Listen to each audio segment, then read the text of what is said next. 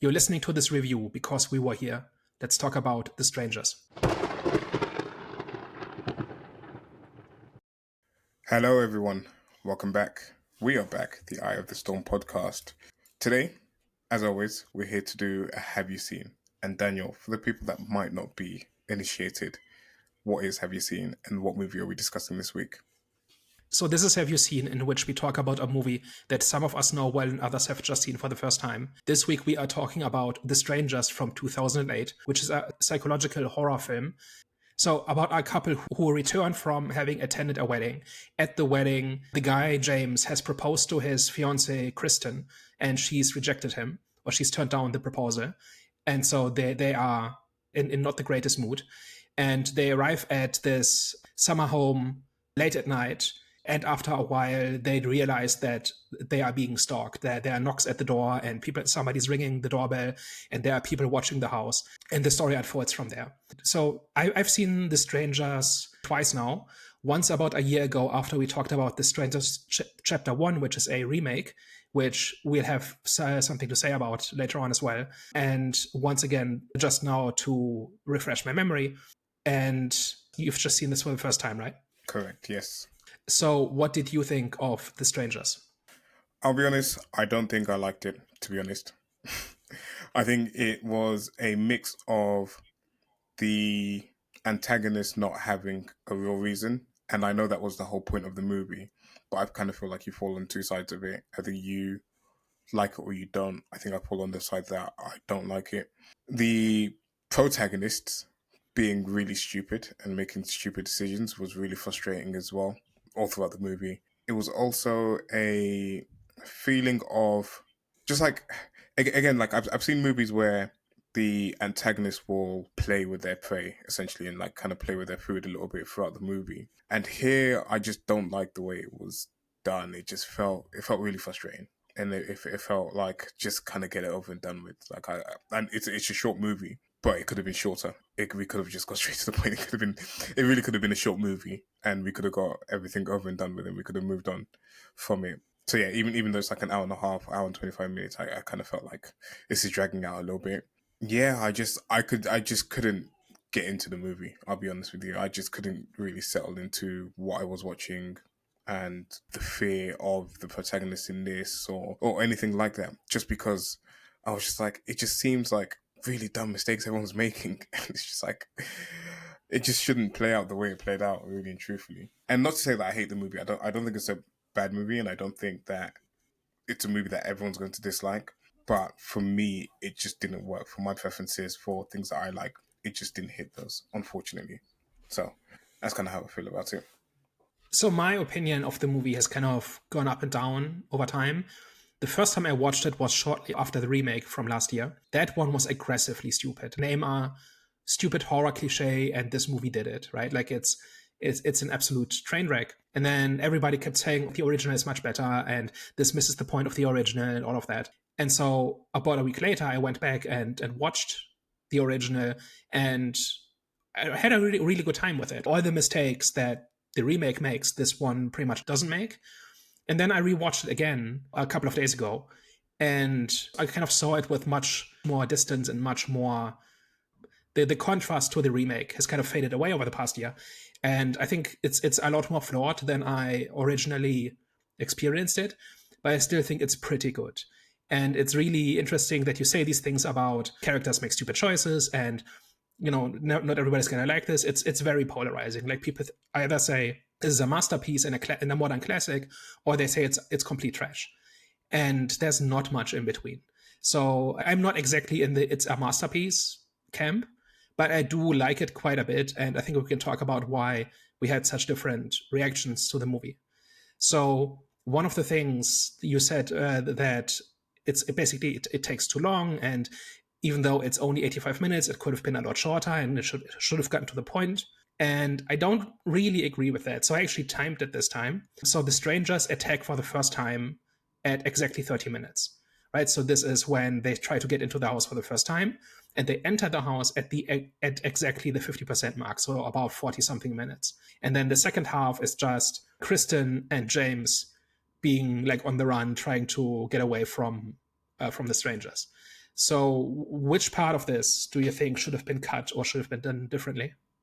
I don't think any of it should have been cut. I think it's the part where they're running from the strangers where I felt like it was a little bit prolonged, and I felt like they could have shortened that part down because, like you said, I don't think there's an issue. Again, if it's a movie that I like, there's no issue with taking half an hour to get to the point where the stranger's not for the first time because you're setting up characters, you're setting up the dilemma between the two characters in here, and you're creating a bit of conflict that the audience can get invested in.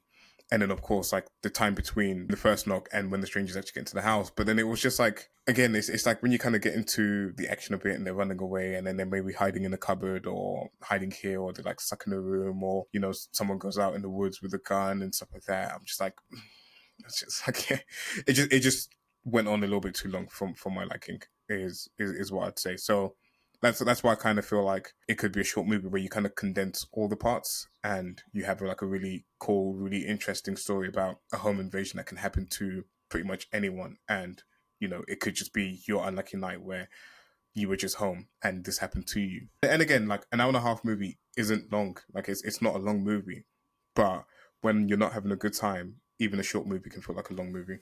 So, I do think the movie consists of two parts, right? So the first one is this suspenseful build-up between from the first knock to. So we have a short introduction, and then we have the first knock, and then we have the actual break-in, and that's kind of the first part. And that is the part where Kristen is mostly alone, and she's a little bit drunk, and she's in a strange house that is not her own. Initially, there's some ambiguity about whether somebody's actually trying to get in or playing games or whatever it is, right?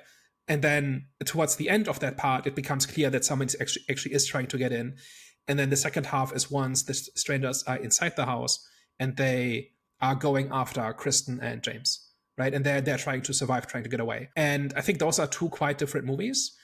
And I think the thing that I really like, the thing that I really latch onto is the first half. I don't think the second half is bad exactly, but I think all the good stuff is in the first half, where you have the slow escalation and the slow build-up of tension and suspense, and where the ambiguity turns into the realization, oh no, this person is not going to go away. This is not just a prank. This person is actually coming after me. And I think that is really quite good.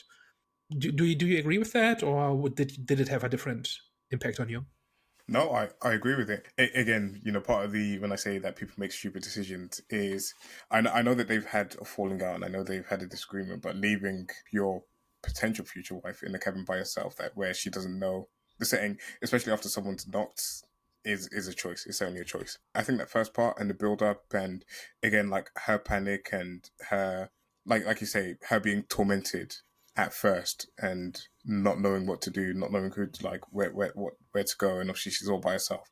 I think that's all fine. I don't have a problem with that. And like I think I agree with you where that first part is the better part of the movie for me, where I'm asking questions. I'm trying to like figure out, okay, what's going on? The husband keeps disappearing. Like, is that maybe tied to this, or what the situation is? And I'm like kind of a little bit curious as to how things are playing out. So yeah, I can agree that is, for me anyways, the stronger part of the movie. Yeah, and I think when people criticize that part, they also underestimate how late it is and how drunk they are and how tired they are. So I think those are all factors. And also, it's already been a long day, right? Not only is a wedding, like even attending a wedding, exhausting, they also had the failed proposal and kind of the awkward ride home and the realization that their relationship is falling apart. And then the strangers show up, right? So this whole idea of, like, I think people in general kind of like when people talk about how characters in horror movies do stupid things, a lot of the time that's correct. But a lot of the time, people also kind of underestimate what exhaustion can do to a person. We all can fill in the blanks, like in situations where we've been not quite ourselves because, like what product is it? Is it a Snickers commercial where somebody is like awful and then they give them a Snickers and they turn back into a normal person? Is that Snickers?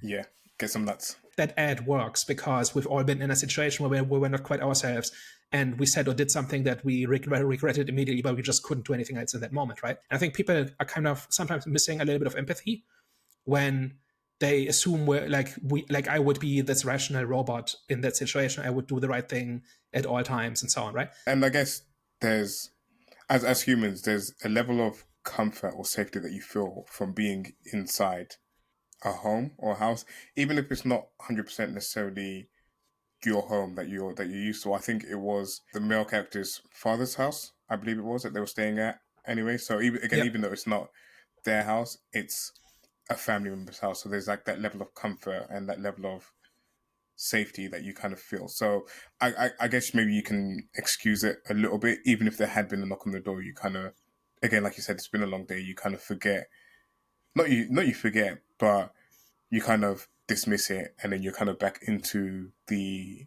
sort of conflict that you were in between each other. You're back into dealing with your problems and kind of forget, and you kind of like brush it up as like, oh, it's just like someone that came to the wrong door or whatever. So yeah, I guess you're right in that sense. Even though it kind of feels like probably shouldn't have done that, but I guess there's like elements where you could quite easily make that decision and make that choice. And there's a gray zone here, right? Where you like it can be an excuse, and there certainly are horror movies where people make stupid choices. And if you want like a showcase of that, watch the remake, because their characters actually do make stupid choices. So just as an example, and we're not going to talk much about the remake because we've already talked about that for an hour. And I think you set that one out last year, so I recommend watching that one because we completely tear into that movie in that conversation because there's just so much, right? But just as one example, the Kristen character in the remake, after the strangers have tried to get in, she smokes a joint and takes a shower. That's after she knows that there are strangers outside. And there's another one where she plays the piano with her back to the room, and there's a stranger standing in the room behind her watching her play the piano. I gotta tell you, if somebody's trying to get into my house, I'm not turning my back to the room or to a door or to a window, right? So those are I'm not things that playing the fall under piano. stupid things. Yeah, you're just not playing the piano in the room. Okay, yeah. I'm glad I Yeah, didn't watch that because it sounds like it's just one mistake after another. those are just a few examples, right? But so there absolutely is a way to go all the way to this is just stupid.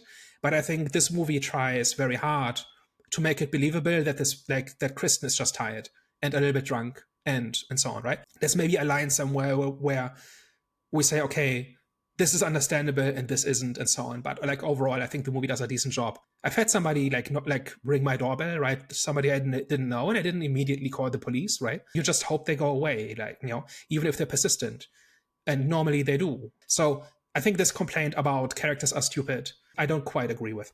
Yeah, I mean, for me, there's like certain elements of it. I feel like one of the ones that I kind of disagreed with the characters on this is obviously they've been tormented by the strangers. They know that there's someone after them, and they know that the strangers have been in the house. It's the idea of him going out into the woods with a gun and leaving her behind. I don't think that's like the smartest thing to do in that particular situation. It's like you need to have eyes and ears kind of everywhere, and I guess you're like trying to protect her and you're trying to keep her safe by leaving her behind and going to face the danger yourself. But in that situation, you don't know where the strangers are. You don't know what could happen. You could step outside and then they're all inside the house somewhere, and she dies because you're not there with the gun. So I think that's kind of like one where I'm like, I don't know if that like I don't know if you should have done that. Yeah, splitting up in that situation, especially if you have only one gun, definitely something that needs to be justified. One thing I really like about the first half is how much it cares about cause and effect and about setting up the creepy stuff, right? So, for example, the thing about the record player, right, where she plays like very early on, she plays something on the record player, right, when I think this is before the stranger shop, if I remember correctly, and then in the heat of the moment, the record player, I think she bumps against their record player and then plays again, but now it's like a frantic pace. And because she has other things on her mind, the record player just keeps playing the same sequence over and over. And it gets very grating and very disorienting and very aggravating. But it does not simply randomly happen, right? Like there's a reason why she used the record player in the beginning. And then the second part where we get the fairly tense scene in which like the record adds to the intensity of the scene is justified, right? Like, it does not simply randomly start playing. That would be an example of something where it's really satisfying when you kind of see them build the house of cards and then you see it fall over. But if you only saw it fall over, it would be a lot less engaging and a lot less satisfying.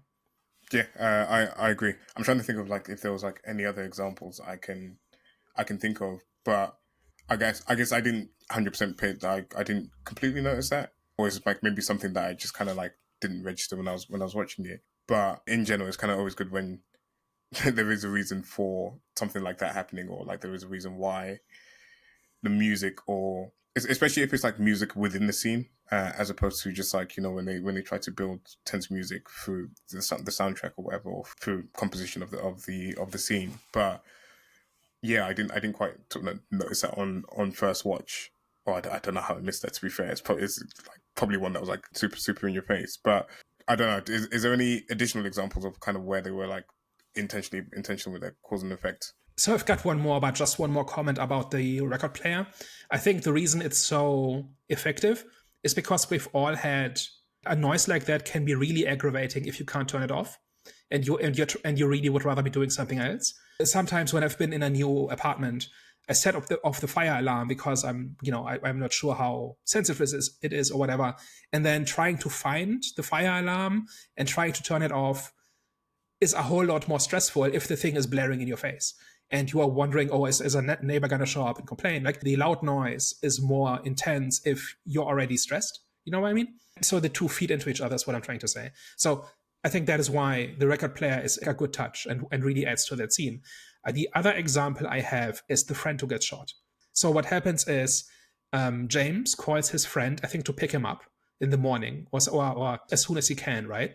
And I think he gets a voicemail, if I remember correctly. The exact details are a little bit blurry because it's been a few days. But he basically, I think he calls his friend, and then the stranger stuff happens. And then the friend shows up. At that point, the two have got the gun and are kind of barricaded in a room. And so the friend walks into the room and they shoot him because they did not expect him. They thought anybody who comes in right now is probably one of the strangers, right? That scene is really stupid in the remake as well. And I guess that is why I like it more than maybe I otherwise would. But again, it's justified, like why this guy shows up, why he just walks into I think it's justified why he walks into the house, why he doesn't announce himself. It's just an understandable mistake that happens because they are so stressed and because they didn't expect him. And because they did ask him to come, but they forgot about it because it's been like an hour and so on, right? So I think that like it's not like a genius scene that should be studied in film school, but it works, I think, in terms of like them already being backed into a corner and having to shoot somebody when they've never done that before, and now they accidentally shoot their friend, and the strangers are still out there and they have not done anything about that. So I think that sequence works. And again, like you said, it's not explained why people don't do certain things, but it's inferred. It's inferred why he wouldn't call out, because you enter the scene and everything looks a mess. Everything's sort of kind of like in disarray. It's not sort of saying that you would kind of walk into. And if I remember correctly, kind of like something happened to him outside. I can't remember. Again, it's been a few days since I watched it, but something happened as he was like approaching the house, and he kind of steps in, sees sort of what the house looks like.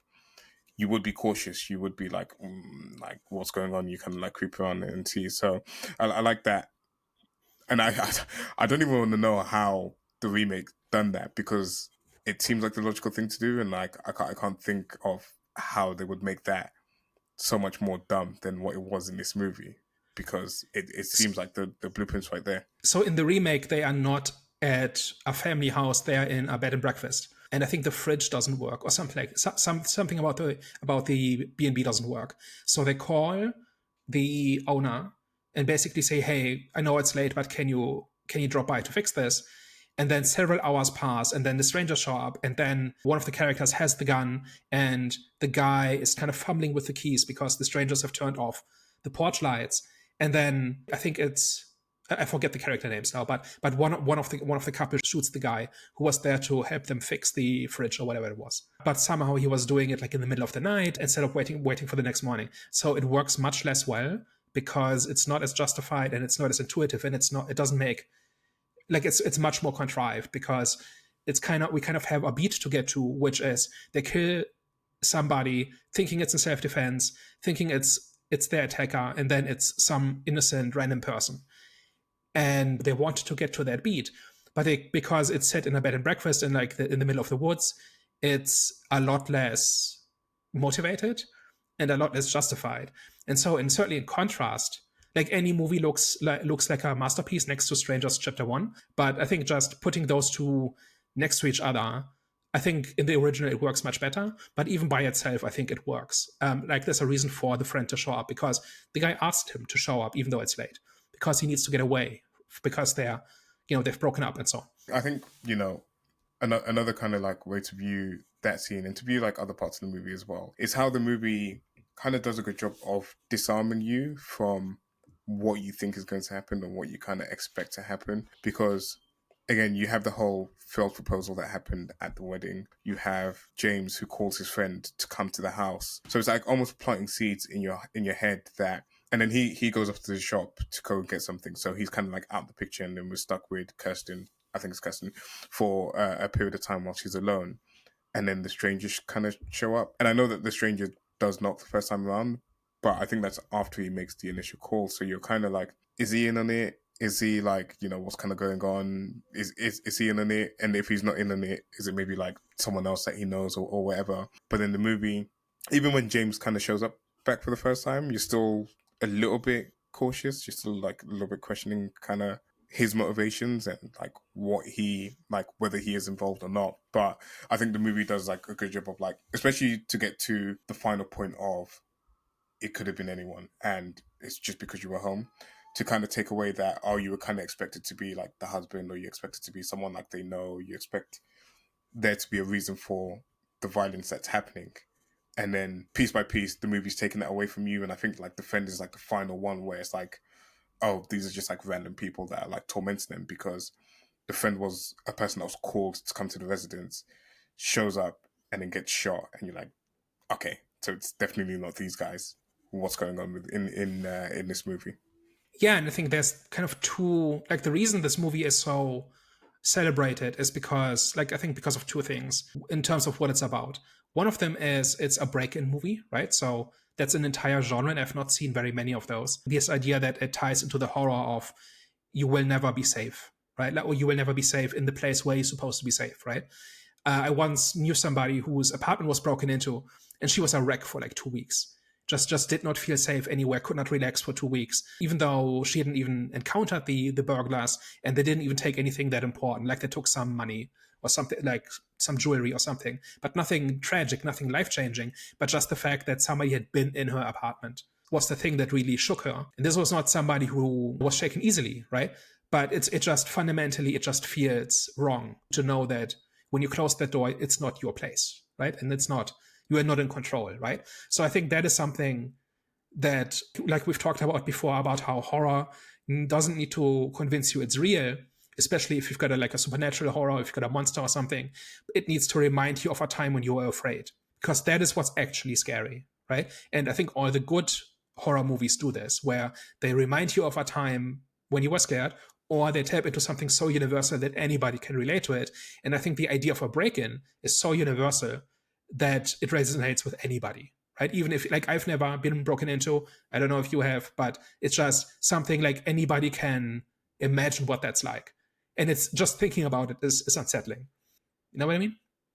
Yeah, and maybe that's where like the remake, and again, I haven't seen it, so I won't comment too much on it. But in that fear of like, we're kind of in a world where many people have a reason to come to your home, and you have like many like reasons for people to show up or like to kind of feel almost like comfortable. Like you have like delivery drivers come to your house, whether it's like food, Amazon or whatever, and you have like the postman and this and the other. So many people like you kind of interact with in your home, like at one place, and you kind of they could have like tapped into the newer world with that, because obviously this movie's set back in 2008 where some of those things weren't as common. Obviously you still had like deliveries and stuff like that, but not at the frequency that you have here. It's like, most people have things delivered to the house, and like I feel like they could have tapped into something along those lines in the movie.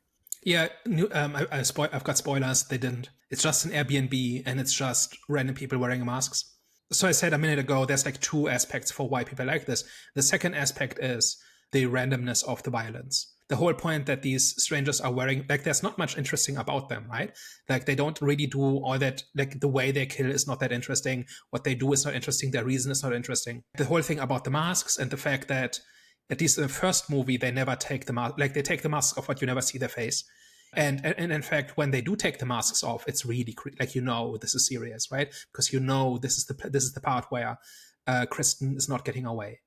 In the final showdown, when the strangers start taking off the masks, and there's like a subtext of, yeah, she will not live past this scene, and then she kind of does, but that's a different story. But like this idea of this randomness, like that, like a lot of ink has been spilled about, oh, this is the post 9/11 era, this is the modern era in which violence is just random, and this movie kind of exemplifies that. I actually think that that moment in the movie was actually quite chilling. Was kind of like that final moment where, again, they take the mask off. I think actually that was like a good way to kind of hammer home their point about it could have been anyone, and it doesn't matter who these people are, it doesn't matter who you are.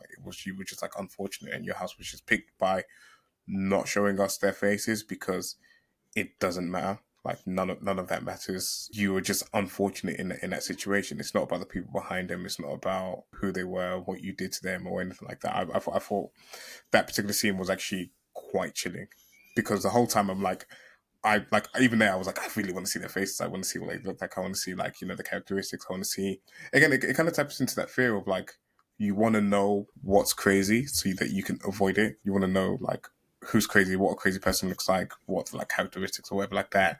Like almost like building out a stereotype so that you can try to avoid it. But it just kind of highlights the point that it doesn't matter about the face feature. It could literally just be anyone in that situation. And I think I kind of went off on a tangent. I kind of forgot what your original question was, or like whatever. But I just kind of wanted to highlight that was like a huge, even though I don't think I love the movie and I don't love the final point of it, I actually think that was like well executed in that particular moment.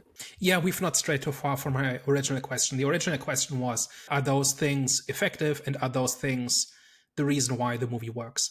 And I'm of several minds on this. Like on the one hand, like the masks and the randomness and the lack of a motive does tie into this idea of it's random, and like there's no rhyme or reason for why somebody breaks into your house, right? Other than it's there. But then, first of all, it's not a break-in. They don't actually would want to take stuff, and Kristen and James are just in the way. The strangers are there specifically to kill them, right? They're looking for people who are home, and they are looking for people who are vulnerable in some way, right? Like when that original person knocks on the door and asks for Tamra. First of all, that's kind of creepy, right? Like I think that entire thing is really well done, just in terms of being memorable and in terms of being just the right amount of ambiguous, where technically nothing wrong has happened, but clearly something is up, right? So I think that entire thing really works. But what doesn't work so well for me is this idea that these are actually serial killers, that they are actually looking for people to kill, and that in the very end, when we hear them driving away in the pickup truck, we hear them saying, next time will be easier. Meaning they are doing this for sport or for some other, they're doing this for a reason, right? They woke up one day and decided, we're going to be serial killers and we're going to look for people who are good targets. And it's random beyond that, but they're doing it for the sake of killing and they want to continue doing it. I'm not sure that entirely works. Why do you feel like? Because I think you're right. Like not like, I don't think there's like anything that's ever unmotivated, and there's always like a reason or a feeling. There's always like an explanation for something, even if it's that you want to go down that path. But if the whole point of the movie is more looking at it from the victim side of it as opposed to the killer side of it, does that not kind of serve the point of the movie? Is because there's these things out there in life. Like there's these people that want to rob you. There's these people that want to kill you potentially. There's these people that have wants and desires that may not be, they may be like quite negative or life changing for the person that comes into contact with that person. And it's more looking at it from the victim side of things of, you were just unfortunate. It could have been anyone, but it was you. I'm completely on board with that. Like this whole idea of there's like, I actually think people, like culturally, we look for reasons for stuff like this and ask why we deserve this if stuff like this happens to us and so on. And a lot of the time, there's just no answer. Like, why do you get sick? No reason. Why did you get into that accident? No reason. Why were you impacted by this natural disaster? No reason. You were just there, right? But in this case, there kind of was a reason, right? Which is they were looking for easy targets, and they found one in Kristen and James. And I think if it was simply either there was no explanation at all, or if it really was just a break-in, then I think both and Kristen and James were just in the way.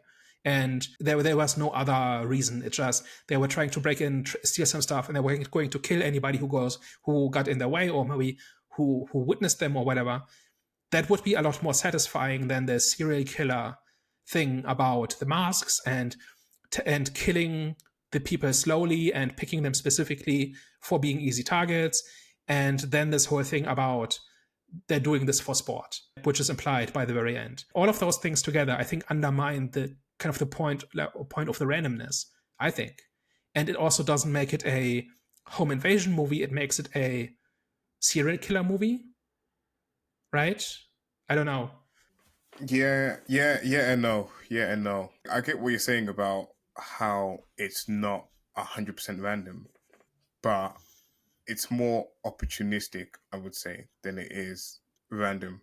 In the sense that they're looking for an opportunity. They're looking for, because like with anything, it's like, you know, even if you're just like robbing someone or something along the lines, and you're like, you know, one person by yourself and you want to rob another person, it's still a little bit opportunistic, where you might just come across someone and it's dark and they're on their own, or whatever. You kind of wouldn't approach a big group. So yeah, it's like, and it kind of like taps into that fear of like being alone as well, because like if you was in a group, it probably wouldn't happen because you would outnumber them and whatever. So I think it's like catching someone in their most like vulnerable, not the most vulnerable position, but like in a vulnerable position, really and truthfully. And I kind of see it more as opportunistic, as opposed to them kind of needing to explain or like really understand that they were targeting vulnerable people and this, that, and the other. I don't think I completely agree with you, and I still kind of feel like it served the point of it can happen to anyone, because you're not always going to be in a group. You're not always going to be like around that many people. You're not always going to be whatever. Like you might just it might just come a point where you're just unfortunate that in that particular moment someone wasn't around to help you. If you get what I'm saying? Yeah, and I am very much on the fence about this.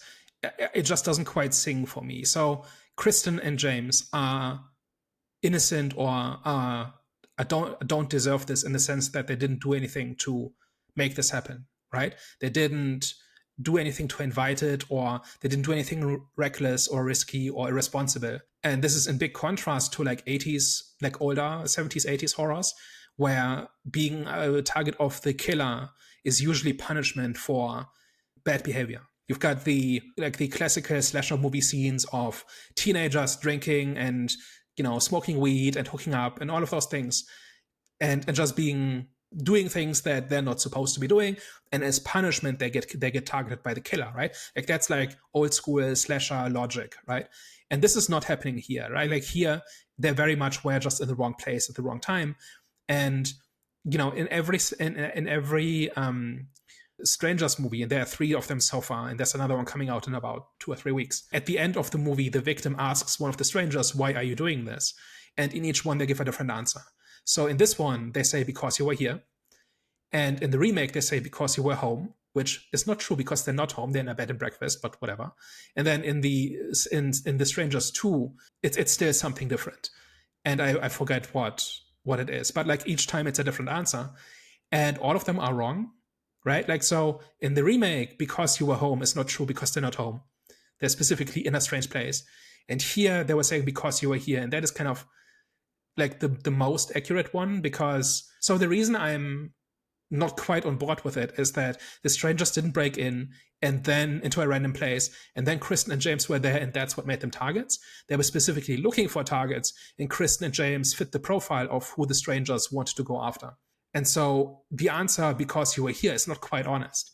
It's more something along the lines of, "Because you fit our profile of an easy target," right? But that's not a great line, right? But that's kind of what's happening. And so I never quite believed the randomness exactly, because if that encounter at the door in the very beginning had gone differently, if there were like 5 people there or something, then the strangers would have gone to a different house and somebody else would have been the target, right? So there is a logic to who the strangers go after in this one, right? So this randomness, I think it's not exactly wrong, it's not exactly broken, but it doesn't quite sing to me. I understand what you're saying. To me, it works enough. I think it's not going to work 100% all the way, because, like you said, that there's still that level of thought process that goes behind who they target. But for me, I feel like it's close enough to what they were trying to go for.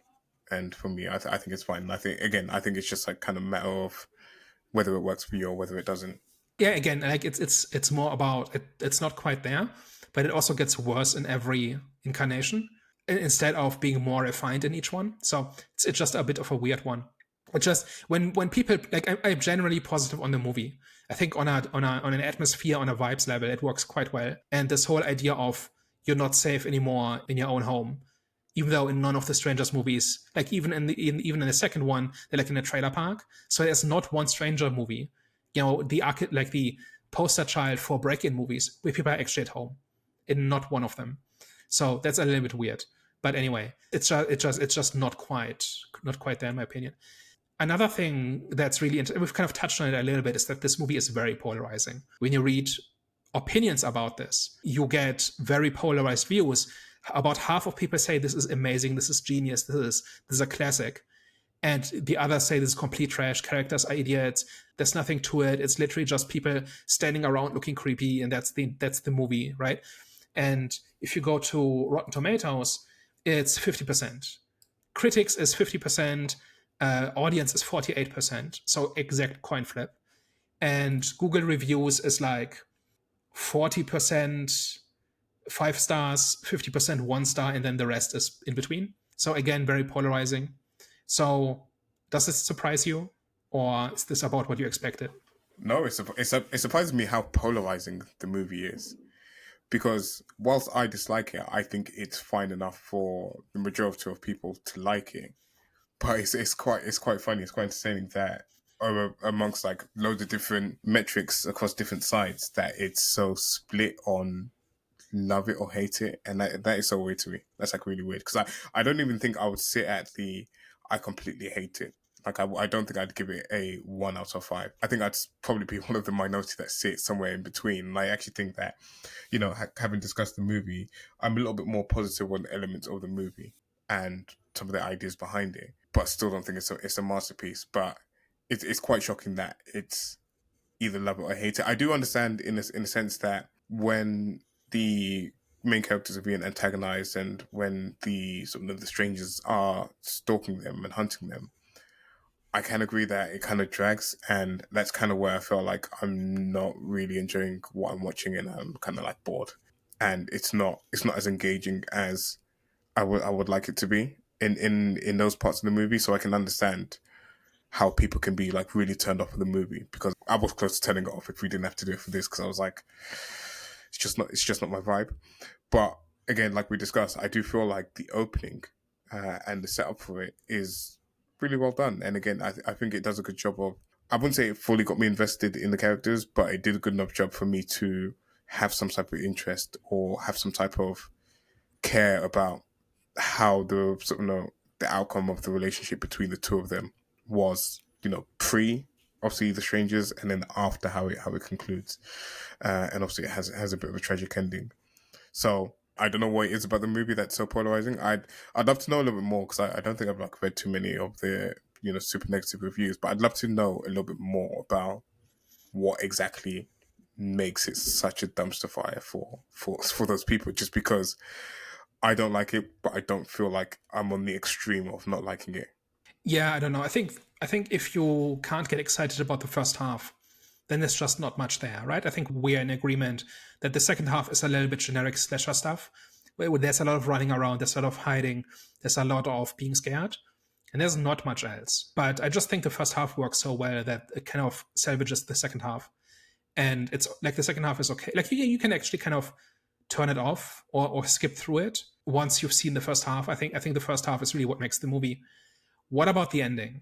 Because you've got Kristen and James are caught by the strangers, and they're tied to a chair, and then they unmask themselves, and they basically tell them that there's no reason, and then they stab them. James dies, and then these two boys who are handing out church flyers, who hand a flyer to the strangers, ask them if they are sinners, and I think one of them says, "Today we are," or something like that.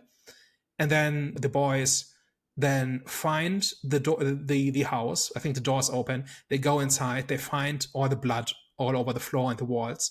And then Kristen wakes up in a jump scare, and then the movie ends. Any thoughts on that? So kind of working it backwards. The jump scare was stupid. I didn't like that. She should have just been dead. That was like that was just like, yeah, that was stupid. I kind of like that we didn't get the Hollywood ending, or I mean, they didn't kind of go all the way dark on it because they kind of kept Kirsten alive. But I do love a movie that doesn't give you the Hollywood ending where the protagonists fight their way out or talk their way out and manage to survive and win in the end, because it's not realistic. Especially once they've been caught, once they've been captured, once they've been tied up, etc. At that point, there's no hope for you. Like there's no someone's come in at the last minute to come and save you from what's about to happen to you. It's just logical and it makes sense. So on that level, I do like it. I do like how dark it was in that sense. Again, I'm the type of person that I do like a bit of an explanation. I do like a bit of understanding as to why things happen. And here, although like I feel like in the elements that they executed the idea behind not having a reason behind it and it's just random, although I do like appreciate that they handled elements of that well, I'm just a person that always kind of wants to know the context. I want to know if it's not why it happened to these people, it's why are they doing it? Like, why are you the way that you are? And how did that happen? And how did that come about? So I think on that front, like it a little bit less. I thought it was quite chilling as well. Like when the church boys are handing over the flyer to them, the line's a bit okay, whatever. I think they're just kind of like throwing in a fancy line in there about, oh, today we are. I think that's a bit much, but I do like that kind of like moment. It's like it's a little bit tense. It's not perfect. It's not amazing, but it's just like good and it's like quite tense in that you can see it on the church boy's face that there's something not quite right with the interaction that they just had with those people, and it was like a little bit unnerving, the interaction that they had with them. So I think overall, I give it I'll say it's like a bit of a mixed bag. The ending of the movie, I think a lot of it is more down to just preference and down to what I would like to see in a movie. And the last part of Kirsten doing the jump scare is just dumb. I'm just like, you just didn't need it. It didn't need to happen. We could have just like left it as the boys discovering the dead bodies. I actually kind of disagree with you about this not being a standard horror ending. This is the final girl, right? Like everybody dies except for one female character.